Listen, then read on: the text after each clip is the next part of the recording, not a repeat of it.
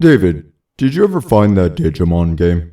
Actually, looking into it, it seems there's no official version. I did find a fan-made game which goes into multiple systems and isn't well explained, as it's an online-only thing that requires you to open a dozen web pages just to find the way to make each part of a character, including, but not limited to, the stats, the skills, the health, the feats, and such. And you need to do this shit with 2 characters for yourself and your Digimon. So, yeah, not something I can really go into. Oh, that's unfortunate. Any other games you can review today? You did a book review on Monday, that's weird. So, what are you going to do today? I'll be honest, Aaron, I'm literally writing this with nothing planned or in mind, with 0 hours of sleep. I'll see how it goes when I actually try recording this script, but let's see what's on my list. You started this channel with D&D 3.5 in mind, right? Yeah, that's not a bad idea, but I don't want to touch anything Hasbro owns. Hell, Paizo is a bit close to that sun too, but it's not quite there. You know what?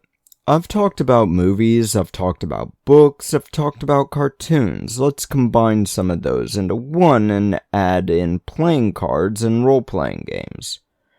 Primetime Adventures is the game in question. I need to point out a few things. There are 3 editions of this game. First came out in 2005, the second in 2008, and 3rd edition, I don't know when it came out, but this game is way overpriced and also semi-lost media. I found a pirated version of what I think is 1st edition PDF, and I don't think it has a physical copy. The 2nd edition costs $12 US, while the most recent, still old edition for $20. So I'm going to be reviewing the OG Primetime Adventures, which I assume to be the worst version. This PDF starts with 2 pages just telling you of different shows to have inspire your game and give different vibes. So this is an open system that you can use and mutate to fit different shows, right? Nope! You play as actors, directors, and the likes, looking to make a weekly TV show. This game seems to work very similar to my own game, Saloon, which is still hunting for an illustrator. It's stupid difficult to get one that actually makes art instead of stealing or using an AI. But this game asks for a few things: pencils, papers, at least 2 friends, but preferably 4, a deck of cards, and some items to mark like poker chips or the likes. This PDF actually goes into a lot of details about various different things, and weirdly enough, it sort of is all necessary to go into the game. Players are essentially the workers, while the producer is the GM. Protagonists are NPCs that the players are trying to get to do their damn jobs. Looking over the first page, I'm realizing this is not an action sort of game. This is The Sims, where you only control one character instead of family of people. Oh god, I've just managed to make it to the end of this PDF, and I'm realizing something. This is a business management simulator, but how does the game actually work? I have absolutely zero idea. I've gone cover to cover to try and figure it out, and all I've been able to find is descriptions of each concept in the game. There is one part late in the PDF that describes how checks are made, and that's less than 20 pages before the end. But that's where I figure out how this damn game is actually played. Each player gets a number of cards depending on their traits and fan mail, which apparently is another mechanic here, and all the cards will be flipped at once. The player that gets the most red suits, diamonds, or hearts wins. If there's a tie, the most hearts. If there's still a tie, the lowest number on one of those hearts, or diamonds if there are no hearts. There's absolutely zero way this game has 48 pages and tells me absolutely nothing about how this is played. As I said before, there are traits, which I assume are like feats, which means there actually is a character creation system, but then you look over the book and wonder, why are the players competing? They're each doing different jobs on set, and each trying to make the show that does well. This PDF can't be the full thing. It describes everything and tells nothing. I'm getting flashbacks to Fatal. Hold on, I need to check this.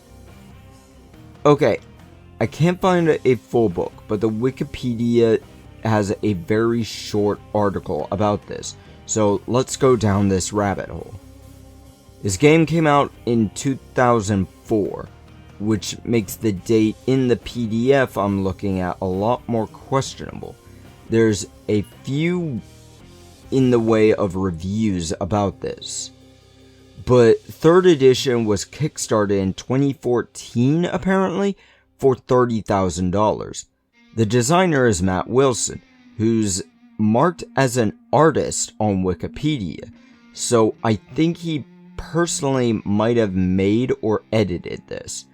California born and raised, so that's a knock already.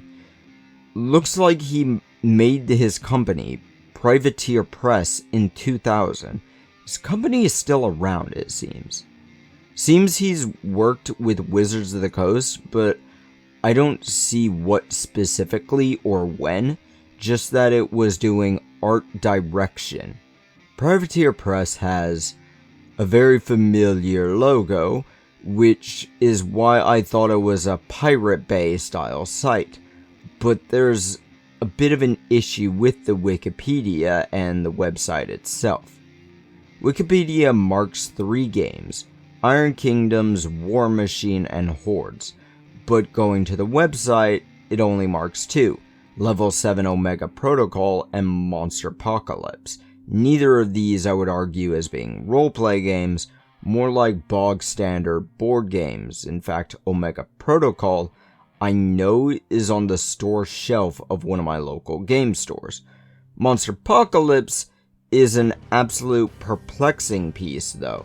The link goes to a separate website entirely from the official one, which Omega Protocol doesn't, and it sells what looks like a miniature war game, which I think I might need to look into.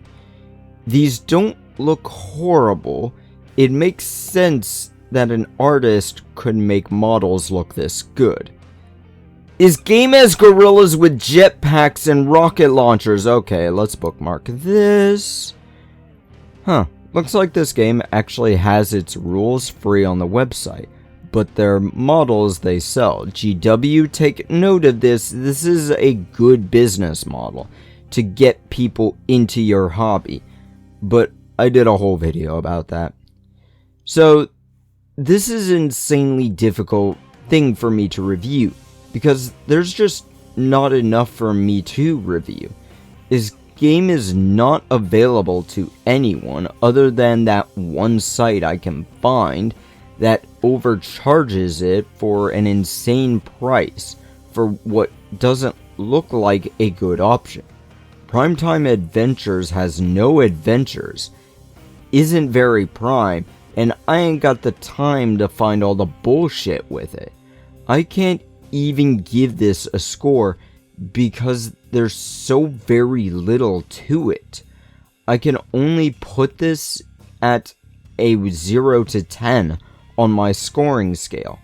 How does this do worse than teenagers from outer space. David, how is that even possible? Someone worked on it, wrote it, and all.